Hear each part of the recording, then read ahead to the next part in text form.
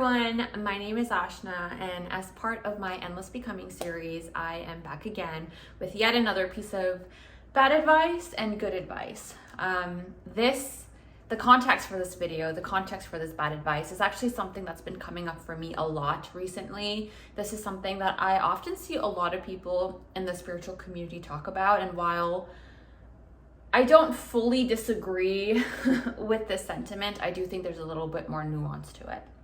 So getting right into it, one piece of bad advice that has steered me wrong many a time is that good things will happen to me because it's what's meant to happen to me, or because I deserve it. That something that is meant to come into my life will come into my life no matter what, no matter what the situation is, no matter where I am. If I am meant to have something, it will come to me, and I can just kind of sit here, look pretty, and things will work out.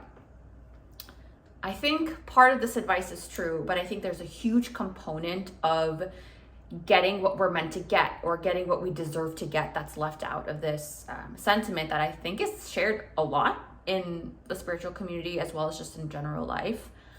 And one funny story I have that kind of cemented this for me was I was out with my cousin, and I had just bought a chicken salad in a mason jar from Local Pastures. For any of you local Austinites, I love their chicken salad. It tastes so good. And I was struggling to get it open. I was starving, okay? I was so hungry. I was struggling to get it open. I tried a little bit, didn't ask for help, didn't do anything else, just tried a little. And I was kind of like to my cousin, maybe I'm just not meant to eat this right now. It's so difficult. It's not coming to me easy. It probably means that it's not the right food for me to be eating, or I shouldn't be eating it at this time. And my cousin kind of looks at me funny, and he goes, no, he takes it from me and says, sometimes, I'm paraphrasing a little bit, but his sentiment was, sometimes when we hit roadblocks, it's just meant to push us to work even harder to overcome it. Or sometimes when we hit obstacles, that's a better word than roadblocks. When obstacles come up into our path, that doesn't mean we lay down and let the obstacle steamroll us and let it stop us from doing what we think we're meant to be doing. It's a sign for us to push harder. And he opened my chicken salad. Took a little bit of strength from his part too. It was closed pretty tight. But I think that story to me really highlighted the importance of hard work and getting where we need to get. And I have the perfect story that kind of ties in this piece of good advice that I want to share with you at the end of the video. So I have two little doggos. I have a three-year-old mini Australian Shepherd named Belly. She's the cutest little tri-colored Aussie. And then I have a 50-pound mix. She kind of looks like a pit/white lab mix. She is, we think, almost a year and a half, and her name is Luna. And we rescued little Luna last May. I believe time goes by so fast. And she, as a rescue, came to us a little bit skittish, and she used to do this thing where she would startle at loud noises. Well, one Saturday, I want to say about a year ago, in July, we were at the Texas Farmers Market at Bell in Cedar Park, and my husband and I were walking with both of our girls, Belly and Luna, up to a vendor. Something fell off the vendor's table. Little Luna got startled, slipped out of her harness, and booked it. And the thing about the farmer's market at Bell, is that it kind of like backs into a big forest. It's very, very close to a forest. So our poor little girl cut through the farmer's market, cut through the lot, like crossed the street, ran into the forest. And there was this really nice man who tried to run after her. My husband, of course, ran after her, but unfortunately, we weren't able to catch up to her. And I will say something that was really, really interesting to me through this whole time is I could feel in my heart that she was going to be okay. I just had this knowing that she was going to be okay. And I actually also intuitively was able to follow the path that she took. It was the weirdest thing, because at that time, I wasn't as attuned to my intuition as I am now. And I was getting validations that this is where she ran, because like we bumped into a couple people who were like, yeah, I did see a white dog run this way, like streak this way. So I was also very surprised at myself for not breaking down, because funnily enough, right before that, Luna had actually, I was walking with Luna somewhere and she ran off. And I panicked, I freaked out, I was crying, I was sobbing.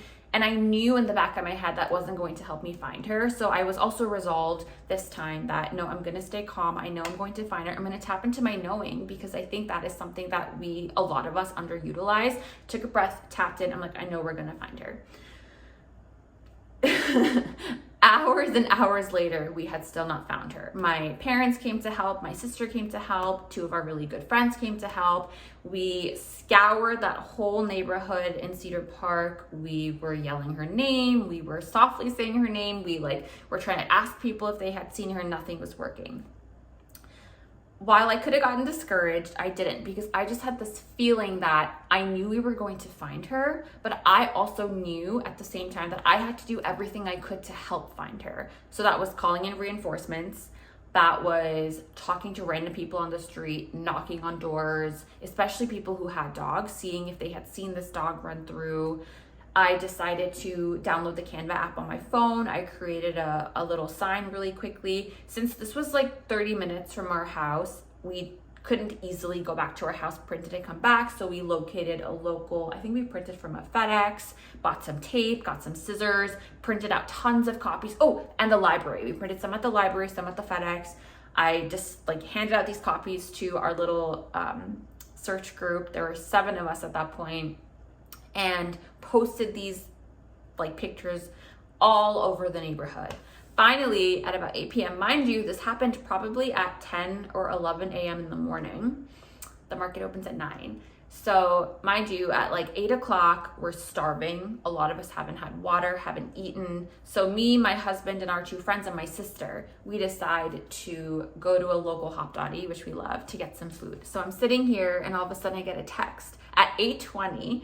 My food hasn't even come out yet. I get a text saying, hey, I think I just saw your dog. So I immediately ask him for his address, zoom over to his house. And it's the domino effect of everything that happened, right? I felt called to print the signs. I posted the signs where I had a knowing, where I intuitively felt she had run. And even if I didn't have that intuitive feeling, it's just I knew this was a general area where she had run. So we decided to post up the lost dog posters all over this neighborhood. I happened to put that poster on the mailbox, in Austin. I don't know where you all are.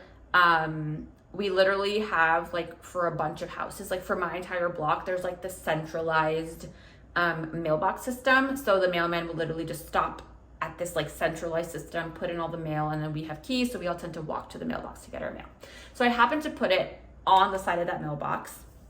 This man walked right out of his house and he was mowing his lawn. He literally saw my sign as soon as he walked out of his house, because he happened to be the house that was right in front of this mailbox system. He said when he walked out to mow his lawn, he saw Luna, a white dog, run across the street, saw my sign, made the connection that, oh shit, this dog looks like this dog, let me calls me, goes, yeah, or texts me, we show up, and he's like, yes, I saw your dog, she ran off into that forest right over there. I will say, for all of my talk of knowing and intuition, we were starting to get worried, because by the time we got to him, it was probably 8:40, it was getting dark. We learned from some of the people in the neighborhood that there's a pack of coyotes that run in this area. At that time, Luna was, we don't know how old she is, but she was a little girl. So she was probably 5 months max, I want to say 5-6 months max. We guesstimate her birthday to be in December. So we were getting a little bit worried for all my talk of, I knew she was going to be okay, but I was still also very concerned. So anyways, again, the 5 of us split up in the general area outside this man's house, and my husband and our friend, they went into the forest, whereas me, my friend, and my sister, we were kind of scouring the general area, and they found her. They said she was terrified. She barely came to them. When he had to pick her up and bring her to us, her eyes were glazed over.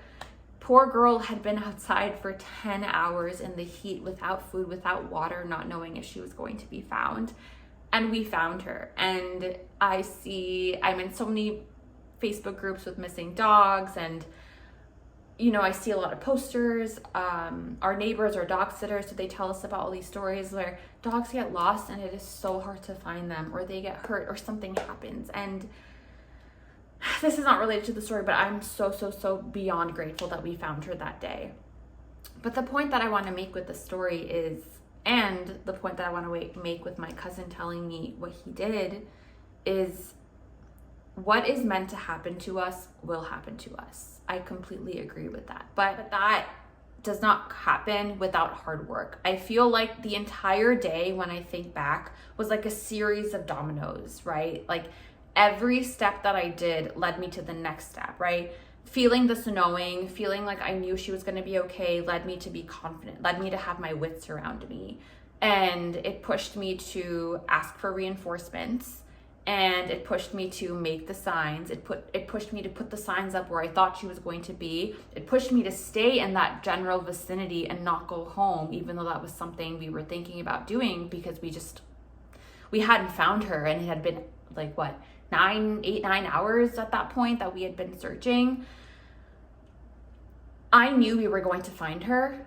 I would not have found her if I had just sat on my butt and not done any of the things that I did.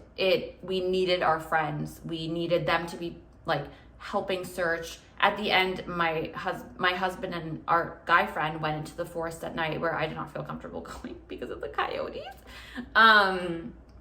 It's just, I think that it is a disservice to us. We do a disservice to ourselves when we tell ourselves good things will just happen because it's meant to happen. Fate will just happen because it's written. I think that is the good advice that I want to impart, that good things happen to us with hard work. What is meant to happen to us will happen to us with hard work. And I don't think hard work is something we should shy away from. I think hard work is the means that gets us to where we're meant to be. Through hard work, we are going to elevate ourselves. We are going to reach new heights that we maybe knew we were going to reach, but you need hard work to do that. I hope that my little stories were helpful. Shout out to my cousin, Dickie Singh, for checking me on my holding myself back. And thank you so much for listening, and I will be back with another video soon. Bye.